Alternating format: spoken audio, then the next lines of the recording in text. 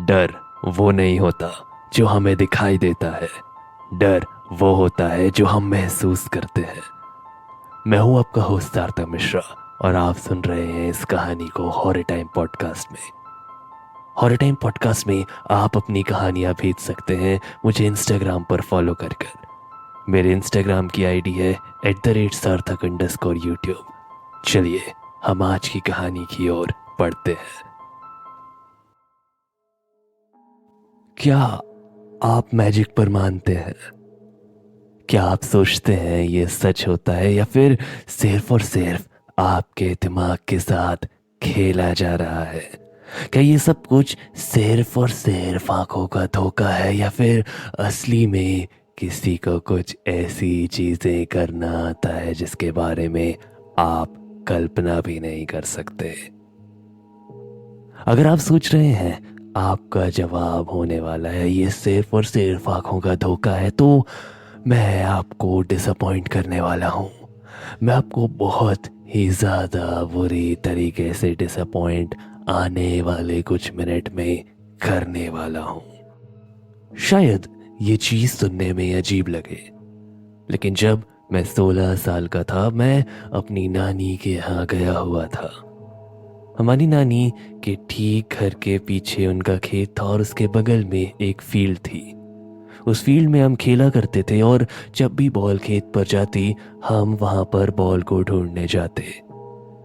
मैं वहां पर जितनी भी बार गया वहां पर एक पेड़ था और उस पेड़ के नीचे एक इंसान हमें हमेशा मिलता। परम भैया? मैं उनकी तरफ देखा। अगेन वही जॉली फेस। वो मुझे देखे और मेरे दोस्त भी वहां पर थे। वो उन्हें देखकर बहुत ज्यादा खुश थे। हम भी उन्हें बहुत ही ज़्यादा अच्छे से जानते थे और ये कोई नई बात नहीं थी। परम भैया हमेशा उसी पेड़ के पास पाए जाते थे। वो यंग थे और वो हमें बुलाते और हमें मैजिक दिखाते। वो अपने एक हाथ में कॉइन रखते और उसे दूसरे हाथ में ले आते। ये तो बहुत ही छोटी चीज़ें थी। चीज़ें तब वियर्ड हुई जब वो हमें एक बार बिठाते और उन्होंने एक ऐसी चीज़ करके दिखाई जो कि हम कभी भी नहीं भूल सकते थे। वो उस पेड़ के पास थे और हम भी वहीं पर थे। ठीक उस तरफ एक इंसान जा रहा था। उन्होंने ठीक उसकी तरफ इशारा किया और एक झटके से ऐसा लगा जैसे कि मानो उस इंसान को किसी ने पीछे की ओर खींचा है और वो वहीं पर गिर गया। हम सब के सब इसे देखकर हंस रहे थे, खिलखिला रहे थे और हम बस इसे एक फनी चीज समझे। लेकिन मुझे इससे ज्यादा जानना था। वो सब वहां से चले गए। मैं उसी पेड़ के पास वापस आया। परम भैया वहीं पर थे। मैं उनके पास गया और मैंने उन्हें कहा, मुझे भी ये सीखना है। उन्होंने मेरी तरफ देखा। मेरी तरफ देखकर उन्होंने स्माइल किया और उसके बाद उन्होंने कहा, ऐसा नहीं होता। मैं तुम लोग को ये सब नहीं सिखा सकता। मेरी बात पर यकीन करो, तुम बस इसे रिग्रेट ही करोगे। वो पेड़ जहां पर वो रहते थे उसकी बहुत अजीब हिस्ट्री थी। ऐसा कहा जाता था कि वही एक पेड़ था जबकि उस गांव में कुछ भी प्रॉब्लम होती, कोई चोरी होती, कोई डकैती होती, वहीं पर लाकर लोगों को फांसी दी जाती थी, जो कि बहुत ही ज़्यादा वियर्ड था टू बी ऑनेस्ट। मैंने आज तक इसके पहले कभी भी ऐसा नहीं सुना था, मगर परम भैया ने हमें यही बताया था। उसके बाद उन्होंने मुझे कहा तुम्हें यहीं पर ज़्यादा वक्त बिताना होगा। मैंने भी ये कला यहीं से सीखी थी जब मैं तुम्हारी एज का था। बस फिर उसके बाद से अगले दिन से जब तक कि मैं वहां पर था, मैं हर बार घर पर यही बोलता कि मैं खेलने जा रहा हूँ और मैं पूरा पूरा दिन बस उसी पेड़ के नीचे बैठा रहता। कई बार तो मुझे परम भैया पूरे पूरे दिन नजर ही नहीं आते, लेकिन जैसे ही मैं आंखें खोलता वो बिल्कुल मेरे सामने होते। वो मुझे देखते और उसके बाद वो मुझसे पूछते, तुम सच में ये सीखना चाहते हो? जिस पर कि मैं कहता हाँ, और उसके बाद वो हंसते और वो वहां से चले जाते। ये सिलसिला लगभग 2-3 हफ्तों तक चलता रहा। आने वाले 3 दिन बाद मुझे वापस अपने घर जाना था। मैं उस दिन वहां पर जाता हूँ। मैं बहुत ही ज्यादा रुआसी सी शक्ल लेकर उनके पास जाता और उसके बाद वो मुझे देखकर कहते, क्या हुआ, जा रहे हो वापस? जिस पर कि मैंने कहा, इतने दिन से मैं यहां पर था, मैं कुछ भी नहीं सीख पाया। मुझे तो लगता है आप भी सिर्फ झूठ ही बोल रहे हो। वो मेरी तरफ देखते हैं और उनके चेहरे पर एक स्माइल होती है और इसके बाद वो मुझे कहते हैं, वहां पर देखो। वहां पर एक तरीके से एक फेक सा इंसान बना हुआ था जो कि एक स्केयर क्रो की तरह ही बनाया गया था वहां की क्रॉप्स को बचाने के लिए। वहां पर वो दूर पे रखा हुआ वो स्केयर क्रो की तरफ मैं देखता हूँ, वो मेरी तरफ देखते हैं और उसके बाद वो बोलते हैं, तुम उस स्केयर क्रो के ऊपर वो मिट्टी का घड़ा देख सकते हो। जिस पर कि मैं उस तरफ देखता हूँ और उसके बाद वो मुझे बोलते हैं, उसकी तरफ अपना पूरा ध्यान लगाओ और चुटकी बजाओ। मैं एक बार पूरा ध्यान लगाता हूं, मैं कोशिश करता हूं, मगर कुछ भी नहीं होता। वो पीछे से बोल रहे होते हैं, एक और बार कोशिश करो। मैं फिर से करने की कोशिश करता हूं मगर नहीं होता है। और इस बार परम भैया की आवाज में एक गुस्सा था, एक इरिटेशन था, लेकिन एक विश्वास भी था। उन्होंने मुझे कहा, एक और बार कोशिश करो। और इस बार मैंने पूरी हिम्मत से ये किया और वो घड़ा एक झटके से ही कई टुकड़ों में बिखर कर वहीं पर गिर गया, जैसे कि मानो किसी ने बहुत ही ज्यादा तेज पत्थर मारा हो उस पर। मैं परम भैया की तरफ देखता हूँ, वो मेरी तरफ देखकर स्माइल करते हैं और उसके बाद वो मुझे कहते हैं, इसको प्रैक्टिस करते रहना, तुम्हें ये कला आ चुकी है। मैं बहुत ही ज़्यादा खुश होता हूँ, मैं उसे धन्यवाद कहता हूँ और जब मैं उन्हें ये कहता हूँ वो मुझे कहते हैं, तुम आज मुझे धन्यवाद कह रहे हो, कल तुम मुझे सिर्फ गाली दोगे। मुझे उस वक्त कुछ समझ में नहीं आता, मगर हर चीज़ आज सेंस बना रही है।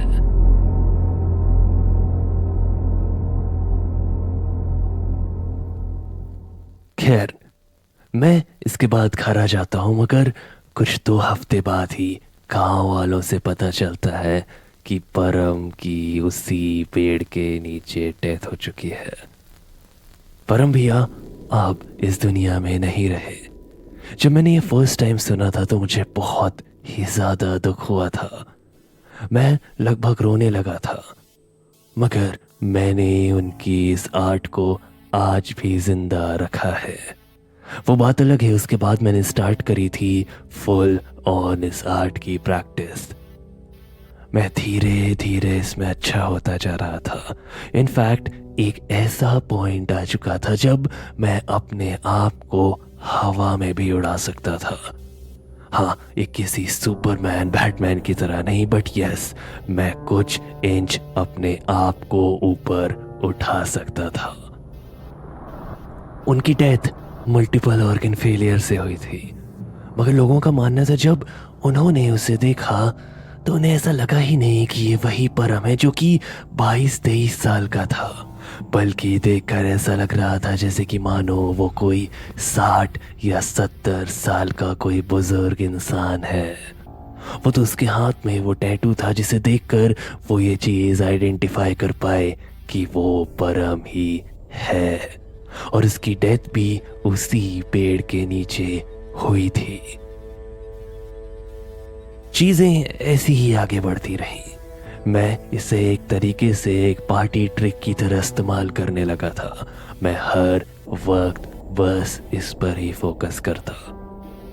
मुझे एक दिन याद है, मैं अपनी नींद से उठा था और मैं जैसे ही ब्रश कर रहा था, ब्रश करते करते ही मुझे ऐसा लगा जैसे कि मानो मेरे दांतों में कुछ है। मैं अपने दांतों को जैसे ही मिरर पर देखता, मेरा दांत गिर कर नीचे ठीक बेसिन पर गिर जाता। उससे खून बहने लगता। मुझे कुछ समझ में नहीं आता, लेकिन मैं बहुत ज्यादा डर जाता। मैं अपनी आंखों को देख सकता था। मेरी आंखों को देखकर ऐसा लग रहा था जैसे कि मानो उसमें एक अलग ही रंग आ चुका है, एक ऐसा रंग जो कि किसी भी तरीके से ह्यूमनॉइड नहीं लग रहा था। मैंने ये अपने पेरेंट्स को बताया और वो मुझे डेंटिस्ट के पास लेकर गए। वहां जाकर उन्हें भी कुछ समझ में नहीं आया।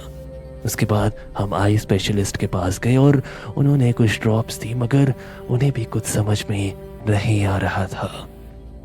मैं अपना चश्मा पहनकर स्कूल चला गया। इन सारी चीजों के कई सालों बाद तक ये चीजें बीच बीच में होती रहीं। कई बार मुझे ऐसा लगता जैसे कि मानो मेरे सर के किसी कोने में कोई है, कोई मुझे बहुत ही ज्यादा भद्दी भद्दी गालियां दे रहा है। कभी कभी मुझे ऐसा लगता जैसे कि मानो मेरी आत्मा है ही नहीं। मैं ये कुछ सालों में अपनी इस मैजिक को बहुत ज़्यादा प्रैक्टिस कर रहा था। इसके काफ़ी सारे ड्रॉबैक्स थे। मेरी नाक से कभी भी खून टपकना चालू हो जाता। मेरी आंखें कभी भी बिल्कुल काले रंग की हो जाती और फिर अपने आप ही ठीक हो जाती। जो दांत मेरा टूट गया था, उस दांत के ठीक पीछे से एक और दांत उगा। वो दांत भी कुछ वक्त बाद टूट गया और एक और दांत उगा। मुझे खाने पीने में थोड़ी तकलीफ होने लग गई थी। मुझे ऐसा लगने लगा था जैसे कि मानो मेरा पेट अब इससे ज्यादा खाना डाइजेस्ट ही नहीं कर सकता। कई बार मैं लिक्विड डाइट पर भी रहा। टू बी वेरी स्पेसिफिक, मेरी तबीयत दिन ब दिन बिगड़ती ही चली जा रही थी। कोई भी डॉक्टर कुछ भी नहीं बता पा रहा था। इसके बाद आता है ठीक परसों का दिन। ठीक परसों मैं अपने कॉलेज जा रहा था। मैं अपने कॉलेज में गया। मैं अपने कॉलेज की कैंटीन में था कि तभी मुझे एक सेकंड को ऐसा लगा जैसे कि मानो मुझे किसी ने पीछे से बुलाया है। मैं पीछे पलटा और मेरे ठीक पीछे परम भैया खड़े हुए थे। मैं उन्हें देख सकता था। वहां पर ऐसा लगा जैसे कि मानो एक पल के लिए पूरा का पूरा कॉलेज खाली हो चुका था। वहां पर सिर्फ वो और मैं था। उनका चेहरा देखकर ऐसा लग रहा था जैसे कि मानो वो ब्राइट सा चेहरा अब किसी 60 या 70 साल के इंसान का हो चुका है। चेहरे पर झुर्रियां और उनके वो दांत जो बिल्कुल काले थे। वो मेरी तरफ देख रहे थे। वो बहुत ज्यादा झुके हुए थे। बस उन्होंने मुझसे एक चीज कही। मैंने तुम्हें कहा था तुम्हारी हालत भी जल्द ही मेरे जैसी हो जाएगी। ये एक कर्ज है। मुझे कुछ भी समझ में नहीं आया। अगली चीज जो मुझे याद थी वो थी मैं अपने कॉलेज के ही पास वाले हॉस्पिटल में था। मुझे वहां पर क्या हुआ मुझे कुछ नहीं पता। मैं घर आ चुका हूं। मैं आज सुबह उठा और मुझे एक बहुत ही ज्यादा भयंकर सपना आया। मुझे ये सपना आया कि मैं सो रहा हूं और मेरे सामने वही पेड़ है जहां पर मैंने इस मैजिक को देखा था। ठीक उसके नीचे परम भैया की ही लाश है। ऊपर कई सारे लोगों की लाश ऐसे टंगी हुई है जैसे कि मानो वहां पर उन्हें फांसी दी गई है। ठीक उसी तरीके से जैसे कि परम भैया ने बताया था। और सबसे खौफनाक चीज, उस पेड़ के बीचों बीच ऐसा लग रहा था जैसे कि मानो किसी ने खीला ठोककर मेरी लाश लटकाई है। मैं इस सपने से उठा हूं। मैं इसे खराब सपना समझा था। मैं अगेन उठकर सीधे सीधे मुंह धोने जाता हूं। मैं इस वक्त अपने सर पर झुर्रियां देख सकता हूं। मेरे बाल भी हल्के हल्के सफेद होने लगे हैं। मुझे चलने में अब दर्द हो रहा है। ऐसा लग रहा है जैसे कि मानो मेरे घुटने ही मेरा वजन नहीं उठा पा रहे हैं। मुझे समझ में आ रहा है मैं भी बस कुछ ही दिनों में परम भैया जैसा हो जाऊंगा। उन्होंने सच कहा था, ये जादू नहीं बल्कि एक कर्ज है। मुझे नहीं पता मैं कितने दिन सरवाइव कर पाऊंगा। बस मैं आप लोगों को ये बताना चाहता हूं, ऐसी किसी भी चीज से कोसों दूर रहे। मेरे साथ जो हुआ वो हुआ।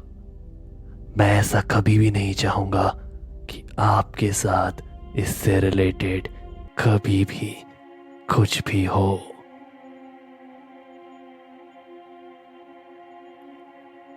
हाय एवरीवन, मैं हूं आपका होस्ट सार्थक मिश्रा एंड आई होप आपको ये कहानी पसंद आई होगी। अगर आप लोगों को ऐसी ही कहानियां सुननी है तो प्लीज़ जहां पर भी आप हॉरर टाइम पॉडकास्ट को सुन रहे हैं, प्लीज़ हॉरर टाइम पॉडकास्ट को सुनकर प्लीज़ हमारे शो को फॉलो ज़रूर करें।